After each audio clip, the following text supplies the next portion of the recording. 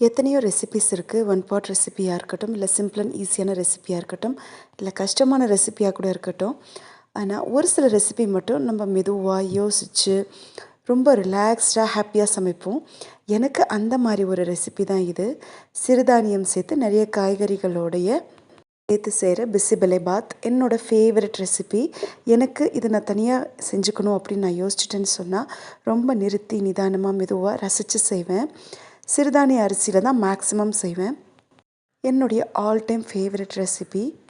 இது கூடவே பாசிப்பருப்பும் வெள்ளரிக்காயும் சேர்த்து சாலட் செஞ்சாச்சு. இந்த வெள்ளரிக்காய் தோல் சீவும் போது இருக்கட்டும், இல்லை நறுக்கும் போது இருக்கட்டும், வர்ற அந்த வாசனையே தனி தான். ரொம்ப ரொம்ப சூப்பராக இருக்கும். எத்தனை பேருக்கு இது பிடிக்கும்னு சொல்லுங்கள். எனக்கு ரொம்ப ரொம்ப பிடிக்கும். அண்ட் பாசிப்பருப்பு சேர்த்து சாலட் செஞ்சுட்டு இது கூடவே வெள்ளை கொண்டக்கடலை சேர்த்து சுண்டல் செஞ்சாச்சு. ரொம்பவும் ப்ரோட்டீனாக ஹெல்த்தியான லன்ச். அது மட்டும் இல்லை, என்னுடைய ரொம்ப ஃபேவரட்டான லன்ச் மெனுவும் இது தான்.